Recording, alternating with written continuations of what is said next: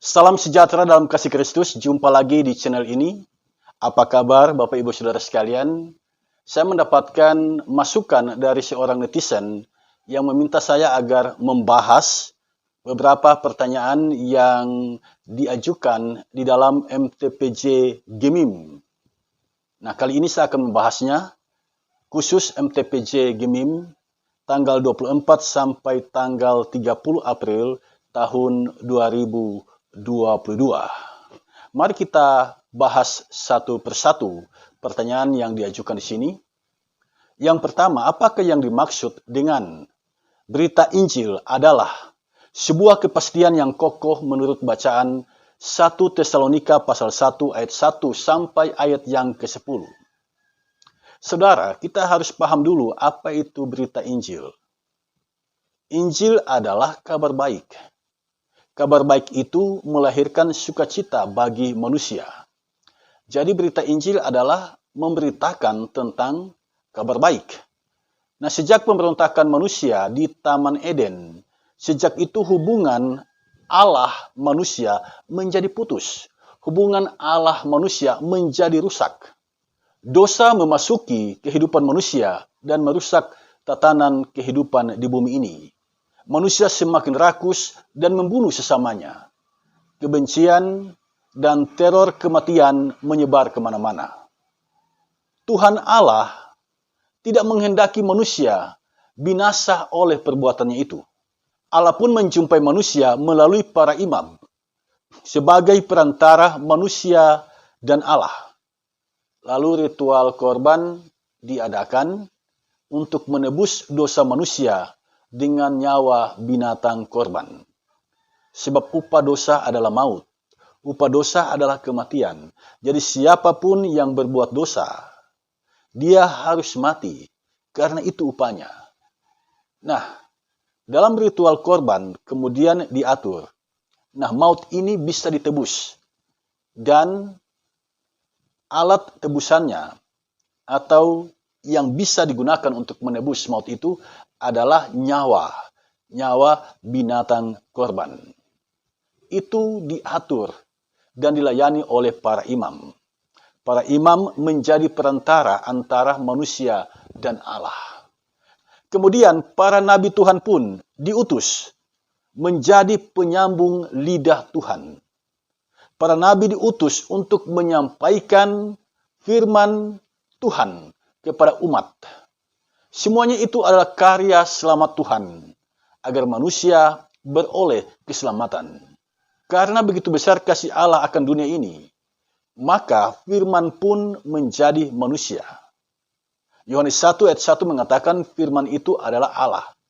Nah, firman ini yang adalah Allah itu telah menjadi manusia.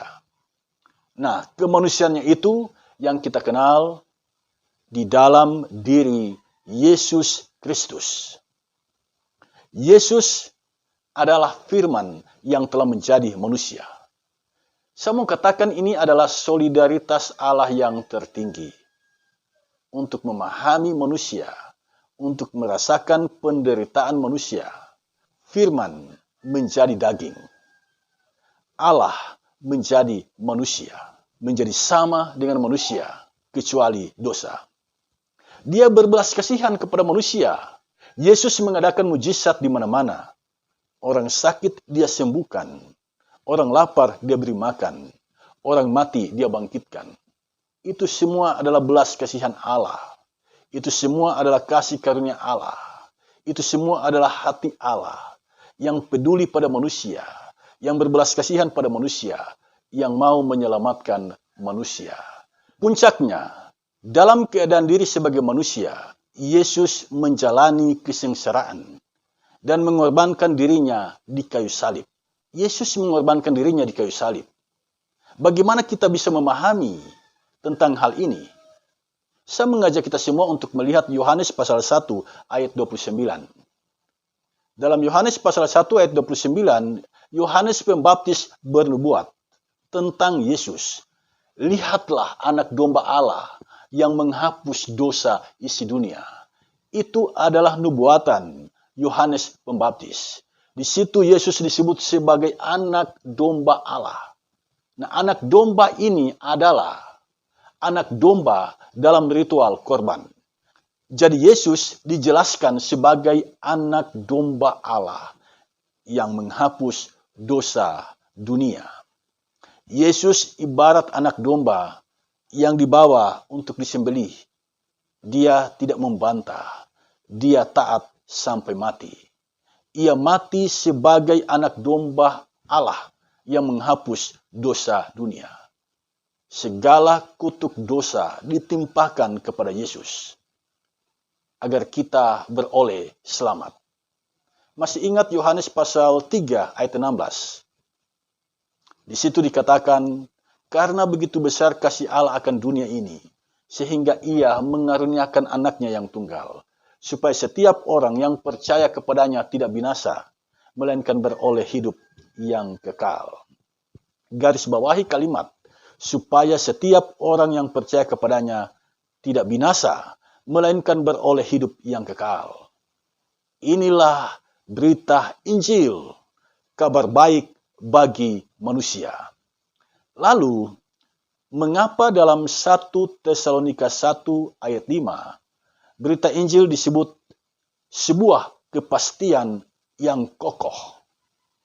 Jawabnya, karena berita Injil itu, berita tentang Yesus yang menanggung sengsara, mati, bangkit, dan naik ke sorga, merupakan berita faktual, bukan cerita dongeng, bukan hayalan manusia.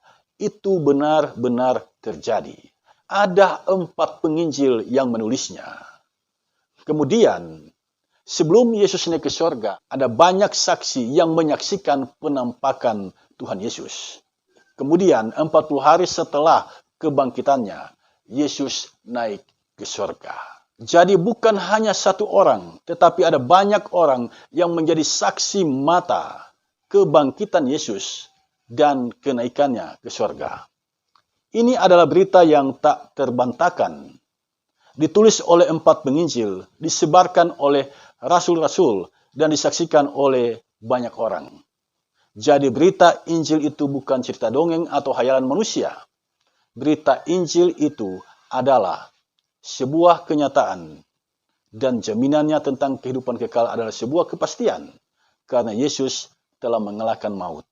Yesus telah bangkit dan kembali ke surga. Nah, saudara sekalian, itu yang pertama. Yang kedua, bagaimana caranya supaya Injil yang kita beritakan diterima baik oleh jemaat? Orang bisa saja menerima baik sebuah berita jika ia mengerti isi berita itu dan beroleh kepastian atas berita yang dia dengar.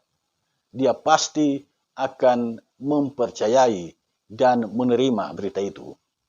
Berita Injil tidak mungkin dapat diterima dengan baik jika jemaat belum memahami betul apa pentingnya berita Injil itu. Karena itu, langkah yang harus kita buat adalah membuat jemaat mengerti dulu berita Injil itu. Disinilah pentingnya pembinaan warga gereja, baik lisan maupun tulisan. Dan ada juga yang tak kalah pentingnya, yaitu kehidupan kita sendiri menjadi kesaksian bagi banyak orang. Tidak mungkin sebuah kabar baik dapat diterima dengan baik jika si pembawa berita belum menjadi kabar baik bagi sesamanya. Pertanyaan yang ketiga, bagaimana cara saudara menghargai orang yang sudah bekerja untuk menumbuhkan iman di jemaatmu? Jelaskan secara sederhana. Bagaimana saudara? Bagaimana cara saudara menghargai orang yang sudah bekerja? Dia sudah bekerja, berarti dia telah menjalankan tanggung jawabnya memberitakan Injil. Dia telah melakukan semuanya itu. Lalu bagaimana cara saudara menghargainya? Di jemaat ada orang-orang yang memberi hidupnya melayani jemaat, menumbuhkan iman jemaat. Sebut saja diantaranya pendeta, guru agama, penatua, diaken, pengurus PLK, pengurus kelompok. Ada orang yang memang serius dalam hal itu dan dia bekerja segiat-giatnya memberitakan Injil Kristus. Nah, akan tiba saatnya mereka dimakan usia. Mereka memasuki masa purna bakti, atau karena suatu hal mereka tidak mungkin lagi bisa melayani. Misalnya mereka mengalami kecelakaan yang fatal. Nah, bagaimana cara kita menghargai mereka? Cara saya menghargai mereka adalah menjadi sahabat bagi mereka. Menjadi sahabat diskusi bagi mereka. Dan memberikan peran yang dapat mereka kerjakan. Saya punya pengalaman yang sedemikian ini. Ketika ada materi pembinaan dan saya melihat mereka memiliki kecakapan di situ, mereka diikut sertakan sebagai pemberi materi. Jadi kita lihat mereka, kecakapan mereka apa. Lalu kita beri peran kepada mereka untuk menyalurkan kecakapan mereka itu. Jemaat juga dapat menjadikan mereka sebagai penasihat dalam suatu kegiatan atau mengadakan pos diakonal bagi mereka. Demikian beberapa pokok pikiran yang boleh saya sampaikan. Semoga berguna bagi kita semua. Mari kita saling melengkapi, saling memberikan pengetahuan, memberikan catatan-catatan penting demi pengembangan gereja Tuhan di muka bumi ini. Tuhan memberkati kita. Shalom.